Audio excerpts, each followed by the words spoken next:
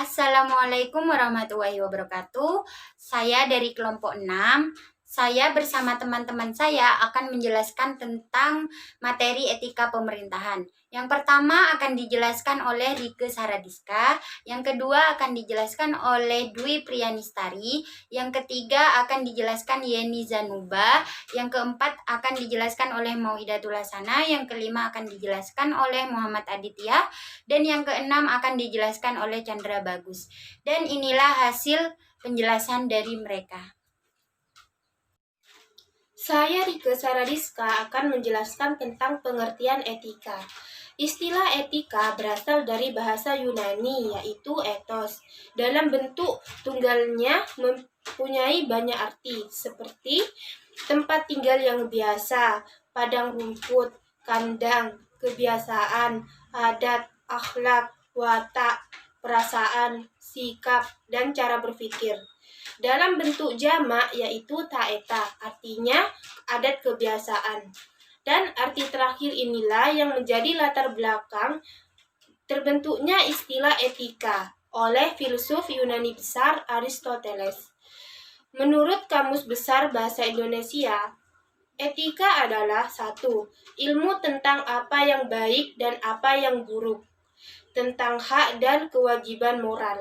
Yang kedua, kumpulan asas atau nilai yang berkenaan dengan akhlak. Yang ketiga, nilai mengenai benar dan salah yang dianut suatu golongan atau masyarakat. Pengertian pemerintahan. Pemerintahan dalam arti luas adalah pemerintah atau lembaga-lembaga negara yang menjalankan segala tugas pemerintah, baik sebagai lembaga eksekutif, legislatif, maupun yudikatif, dengan segala fungsi dan kewenangannya. Pengertian pemerintah secara etimologi. Pemerintah berasal dari perkataan perintah pamoji, mengartikan kata-kata tersebut sebagai berikut. Pertama, perintah adalah perbuatan yang dimaksud menyuruh melakukan sesuatu. Kedua, pemerintahan adalah kekuasaan memerintah sesuatu negara, daerah negara, atau badan yang tertinggi yang memerintah suatu negara. Ketiga, pemerintahan adalah perbuatan, cara, hal urusan sebagai memerintah. Saya Yeni Zanuba. Di sini saya akan menjelaskan tentang pengertian etika pemerintahan. Etika pemerintahan adalah ajaran untuk berperilaku yang baik dan benar sesuai dengan nilai-nilai keutamaan yang berhubungan dengan hakikat manusia. Dalam etika pemerintahan, terdapat juga masalah kesusilaan dan kesopanan ini dalam aparatur, struktur, dan lembaganya. Kesusilaan adalah peraturan hidup yang berasal dari suara hati manusia.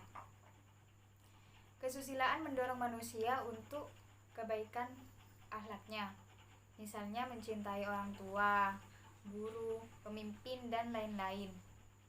Di samping itu, kesusilaan melarang orang berbuat kejahatan seperti mencuri, berbuat cabul, dan lain-lain.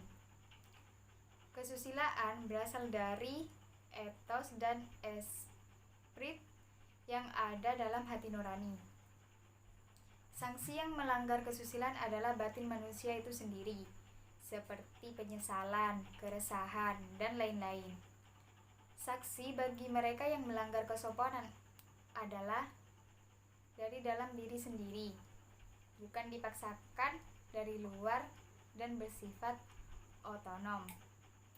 Kesopanan adalah peraturan hidup yang timbul karena ingin menyenangkan orang lain, pihak luar, dalam pergaulan sehari-hari bermasyarakat, berpemerintahan, dan lain-lain.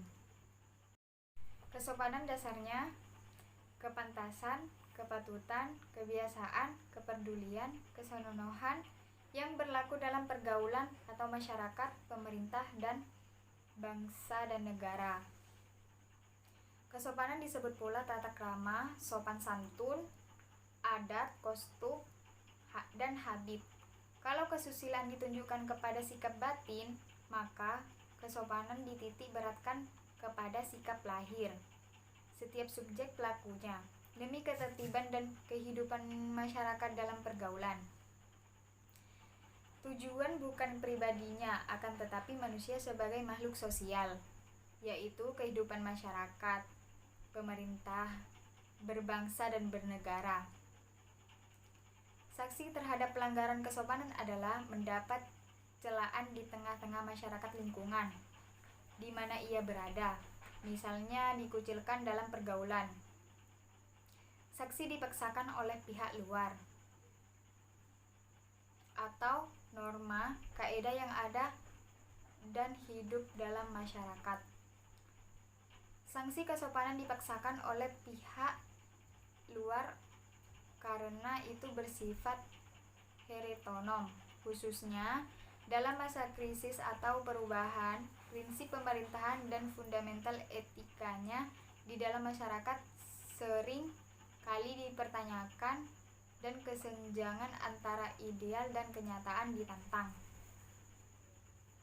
Belum lagi kita mengerti diskusi etika pemerintahan sebagai diskursus berjalan dalam pengertian bersama tentang apa yang membuat pemerintahan itu baik dan langkah konkret yang mana yang harus dilakukan dalam rangka berangkat dari konsensus bersama. Kepemerintahan praktis itu adalah indikator demokrasi dan masyarakat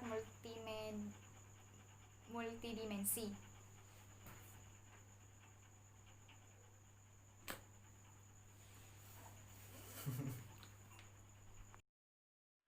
Saya Mauidatul Hasana akan menjelaskan tentang nilai-nilai etika dalam pemerintahan. Etika pemerintahan disebut selalu berkaitan dengan nilai-nilai keutamaan yang berhubungan dengan hak dasar warga negara selaku manusia sosial. Nilai-nilai keutamaan yang dikembangkan dalam etika pemerintahan adalah 1. Penghormatan terhadap hidup manusia dan HAM lainnya. 2. Kejujuran baik terhadap diri sendiri maupun orang lain. 3. Keadilan dan kepantasan merupakan sikap yang terutama harus diberlakukan terhadap orang lain. 4. Kekuatan moralitas atau berani karena benar terhadap godaan. 5. Kesederhanaan dan pengendalian diri. 6. Nilai-nilai agama dan sosial budaya. Saya Muhammad Aditya akan menjelaskan landasan etika dalam pemerintahan di Indonesia. Adapun landasan etika pemerintahan di Indonesia antara lain: 1. Falsafah Pancasila dan Konstitusi atau Undang-Undang Dasar tahun 1945 Negara Republik Indonesia. Yang kedua, TAP MPR nomor 11 /MPR /1998 tentang penyelenggaraan negara yang bersih dan bebas korupsi, kolusi, dan nepotisme. Yang ketiga, Undang-Undang Nomor 28 Tahun 1999 tentang penyelenggaraan negara yang bersih dan bebas korupsi, kolusi, dan nepotisme. Yang keempat, Undang-Undang Nomor 43 Tahun 1999 tentang perubahan atas Undang-Undang Nomor 8 Tahun 1974 tentang pokok-pokok kepegawaian, LN Nomor 169 dan LN tambahan Nomor 3090. Yang kelima, Undang-Undang Nomor 32 Tahun 2004 tentang pemerintahan daerah yang dirubah dengan Undang-Undang Nomor 3 Tahun 2005 dan Undang-Undang Nomor 12 Tahun 2008 tentang pemerintahan daerah. Yang keenam, PP Nomor 60 tentang disiplin pegawai negeri. Terima kasih. Saya Chandra Bagus Yuga Murdianto. Saya akan menjelaskan masalah etika dalam pemerintahan. Dewasa ini banyak sekali kasus-kasus muncul berkaitan dengan penyelewengan etika organisasi pemerintah. Salah satu contoh nyata yang masih saja dilakukan oleh individu dalam organisasi pemerintah yaitu KKN.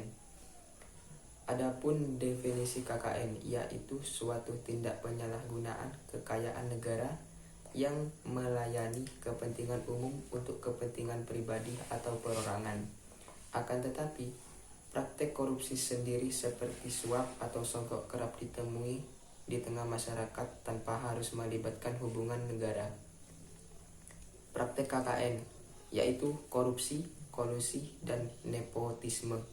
Di Indonesia tergolong cukup tinggi. Contoh di bidang perbankan, kasusnya keberadaan Undang-Undang Nomor 10 Tahun 1998 ternyata tidak cukup ampuh menjerat atau membuat jerah para pelaku KKN.